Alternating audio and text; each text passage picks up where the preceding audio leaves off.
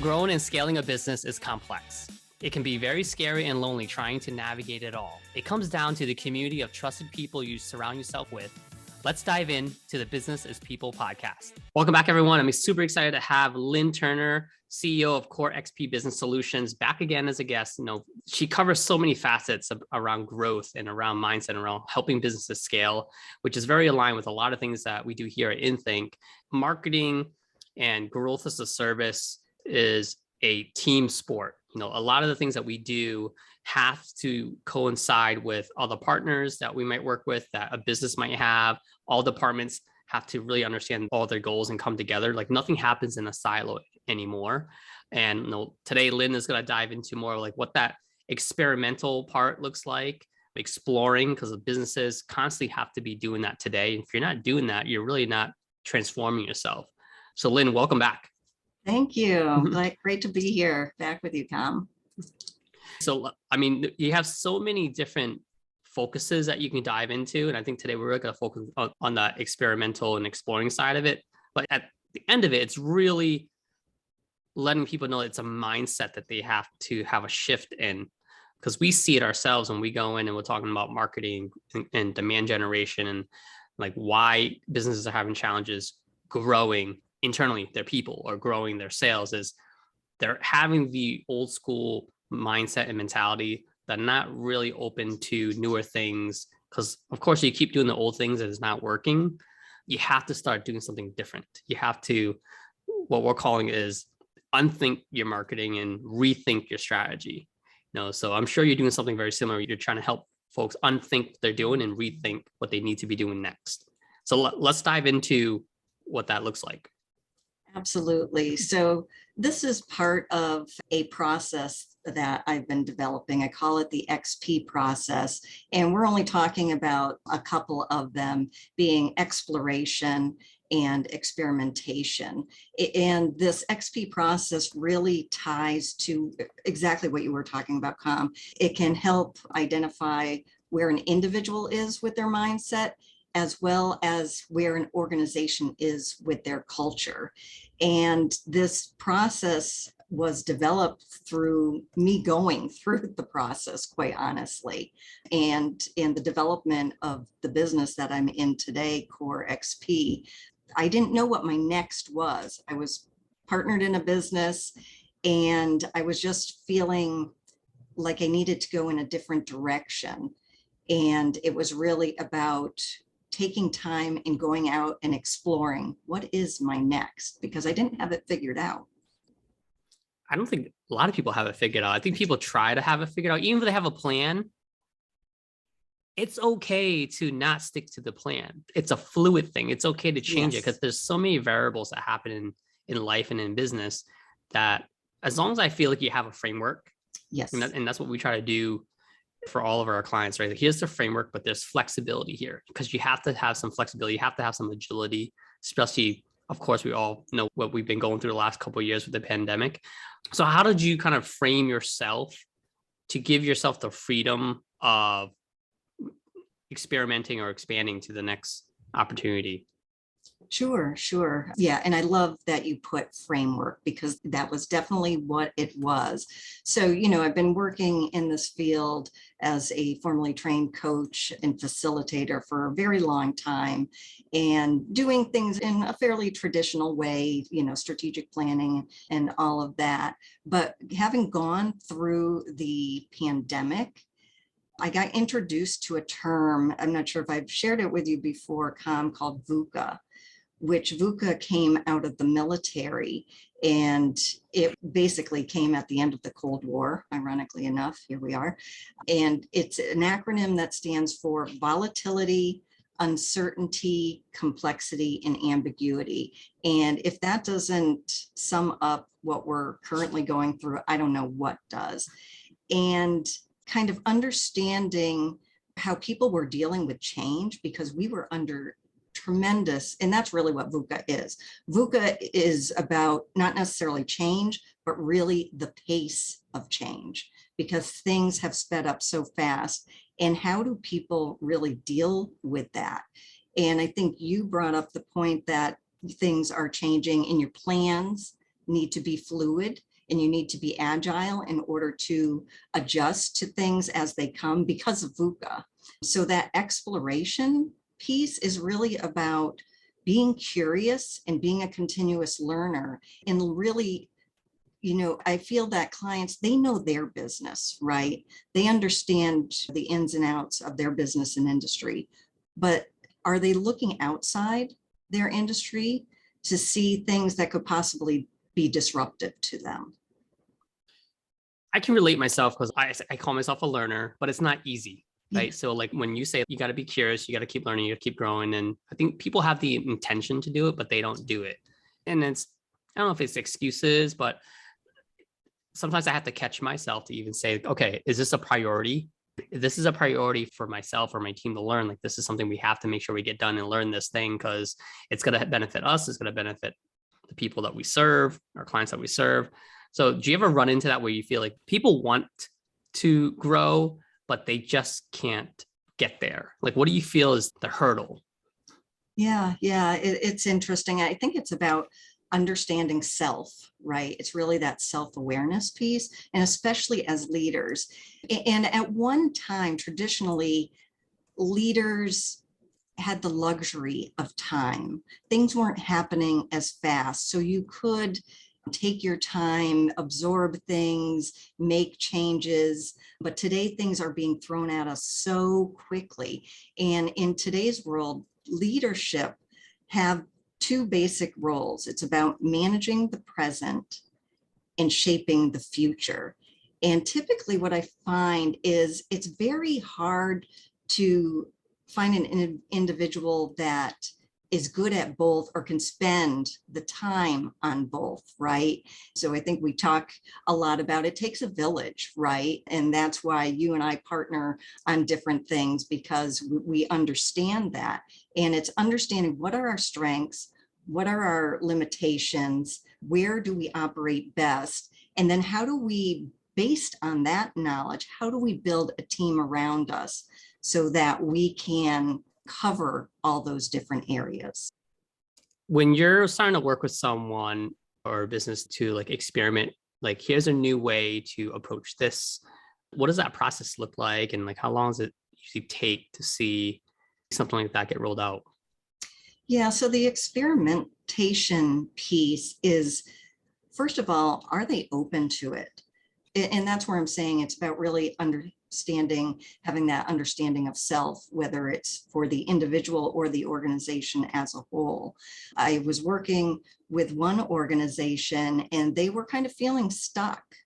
Part of it is their industry is fairly traditional. They do things a certain way. They're not big on making changes.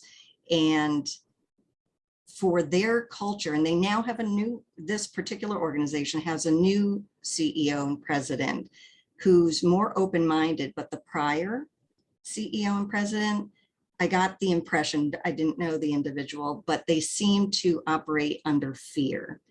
And one individual in the session that I was facilitating said that they pretty much had PTSD because there was a fear of failure, fear of making mistakes that just didn't seem to be acceptable in the old culture. And now trying to move into this new culture where they're trying to make that a little more acceptable. And I mean, it's about, not failing, constant failure, but learning from the failures, fail fast. But that's where the innovation comes from. If we're not experimenting and testing and iterating on things, how can we be innovative? Yeah. So you can approach it two ways, right? It's failure or it's a lesson. And Yeah. we do this all the time in marketing where we have to try this. I mean, there's enough data and seeing other people do, let's say it's podcasting, for example, right? And people are really hesitant to get into podcasting. Even a while back, people were hesitant to do blogging. Now that's kind of like a standard, or SEO or any of those things, or video. It took a while for people to embrace video. But if you were the ones who were doing it in the beginning, innovative, right? Like video wasn't really common several years ago. Now it's everywhere. Right. And you see TikTok coming out of the woodwork and they're just blowing up in growth. And some people feel like they're behind to get in here, but you're never behind if you start doing it. I think if you make the excuse like, you know what, I'm too late, it's never too late.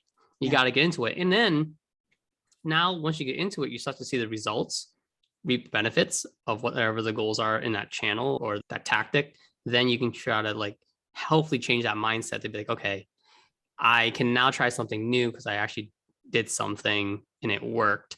Because you have to be open to push yourself and your organization to do something different, because the way that people consume, the way people interact has been different. I mean, all of our mindsets and behaviors and all the underlying beliefs have shifted drastically, right? We are human beings at the end of the day. So how we interact on the business side comes from the personal side.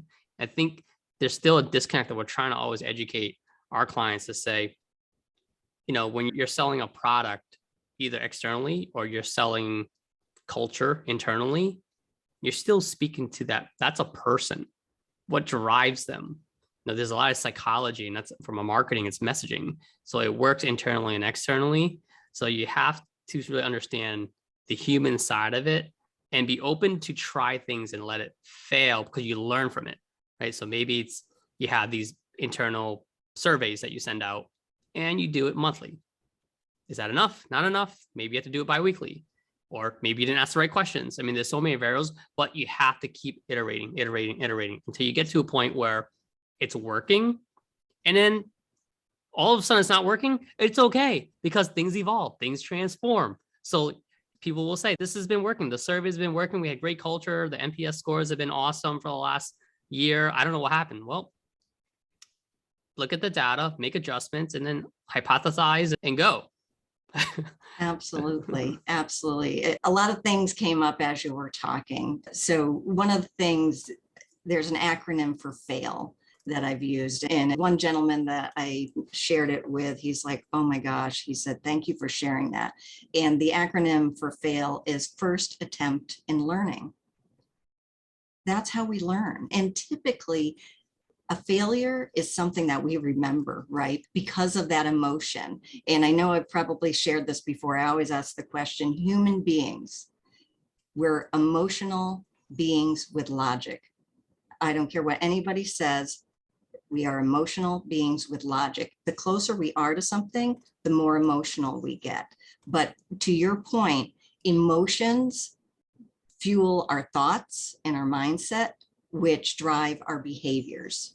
So it's understanding that. And sometimes we don't even understand our emotions. They're at the subconscious and we can't even explain them. And that's part of the biology, the makeup of the brain that comes from our limbic system.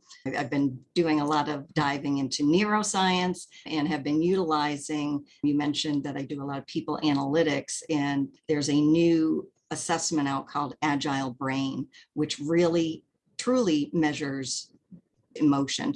Most assessments are cognitively based, which means people have time to think about the information and their response. So it's more cognitively based, which comes from the rational side of our brain.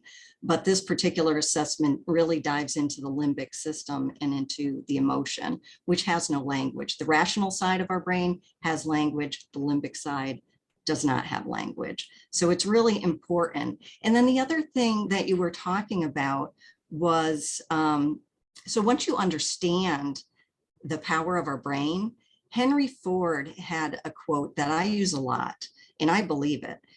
And the quote is, whether you believe you can or you can't, you're right. So whatever you tell yourself, that's what you're going to believe. And that's what you're going to base your actions or inactions on. So it's, what are the stories that we tell ourselves? Because those will impact. And those stories, whether it's an individual or an organization, even as an organization, we tell certain stories. And those things can hold us back. And you have to listen to those, right? Because like when we're speaking to leaders or team members, because like earlier point, it takes a village, not just in internal employees, but also partners, whoever you're using to help grow your business. We're choice like, I will do that, or I'll try. Like these little things make such a big difference in how you're actually telling yourself psychologically that this is going to work or get done.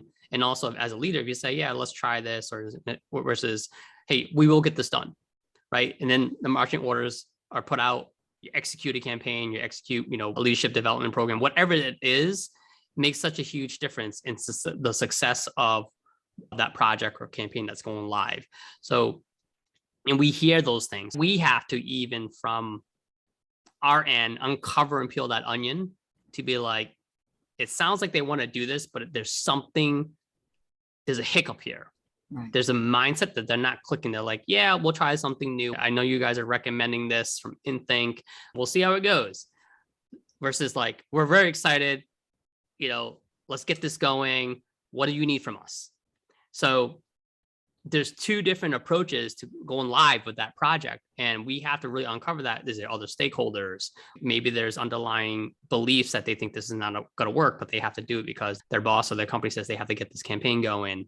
Like same thing if they're working with you. So there's so many aspects on like making a project successful that sometimes it has nothing to be involved in actually the project itself. It's like going back to like working and understanding people. I think that's really the difference of why some companies are successful, organizations like yours and myself, Lynn, is because we're tuning into these variables of understanding people and understanding how to ensure that everyone's on the same page versus just coming in like, here's the project, here's the framework, here are the steps, let's go. Do the same thing on the next one. You really have to understand what's going on there and really communicate it very clearly and communicate in a way that they understand it. So there's buy-in and then there's execution and success. Yeah, you touched upon something as you were talking, which is really key. And I know you do it, but when I'm in an organization, I'm really paying attention to the language that they use, because the language gives me indication of what they're really thinking and feeling. So the language, so I heard you talking about, are they talking about, oh, this won't work here. That's not how we do it. That may work over here, but that doesn't work here. Or do they go to, are they making excuses why this won't work for them? Or are they excited? That's what I heard you talking about. Are they excited and saying, how can we make this work for us? Or how can we make it better? And I look at the mindset on a continuum. There's the closed-minded, narrow-minded, and then it moves over to open-minded. And that's kind of when you're in that negative mentality, scarcity mentality, the mind is closed. And that's where it's looking at, I can't, I won't, and paying attention to that language. So if you're hearing that type of language, that's a red flag. And that gives an indication, at least to me, that strategies won't work. The best strategy just will not work because they're not bought in. Nobody's bought in. But if I'm hearing it more on that abundance mentality of how can we make this work, and they're just more open-minded and they're willing to do it, then I have more faith that the strategies will work. So it's really paying attention to language. Language can really clue you in, even like us versus them language. If you're hearing that, that there's some cultural things that are happening. This visual really helped me with culture. And it's the iceberg, right? So when you think of the iceberg, only about 10% of it is above the waterline, is visible, right? And then the remaining 90% is submerged. Well, that 10% is typically your vision, your mission, your strategies, what people say they do as an organization. So that's what they say. That's the plaques on the wall. This is what we say how we do. But what's submerged is actually what people do. And those are rituals and traditions that really interfere with the actual strategies. Sometimes the culture can help, or sometimes the culture can hinder a strategy. How do you work or get everyone to the finish line, Lynn, when like you have a champion who says, I'm following you, I'm aligned, I want to get this done, but my leadership team or this other person who we need to have buy-in is not, they're just not going to change. But everyone wants this to happen. But let's say there's 5 people that needs to get the buy-in and you need a unanimous, but one person is just not, they're playing along, but they're just not I mean, it's mannerisms, it's tone, like we Right. uncover language. So how do you get that person to get buy-in? Sure, sure. So, I mean, each situation is different. I guess I can approach it in a general sense, but obviously you need to dig a little bit deeper. So, I do follow a lot of John Kotter has these 8 steps of change. The first step is creating a sense of urgency. Sometimes people just don't see a need for a change, right? It doesn't resonate for them. So, it's really how do you create that sense of urgency for everybody. The second piece of that, of his 8 steps, is create a coalition. So it's about finding those individuals that understand, that kind of get it. I know with one organization, the CEO wanted to make certain changes, but this one individual just wasn't there. But the CEO felt if I can just convince, and we'll call him Joe, if I can just convince Joe, everything will be great. Well, come to find out, Joe Joe was a very smart person, was a great guy, but honestly, Joe wasn't really the right fit for this organization, nor was he the right fit, not even for the organization, but their industry as a whole. And it wasn't until we did some deeper assessments that we were finding that out. And therefore, everyone was miserable. Joe wasn't happy. The CEO and the leadership team wasn't happy. It was kind of going through that journey, and Joe finally realizing, I don't really fit in here. He's now leader of another organization and doing great, and everybody's happy. But sometimes we hold on to certain individuals that may not be the right fit. Not that they're not great people, but sometimes it's not the right fit. So it's about recognizing those things.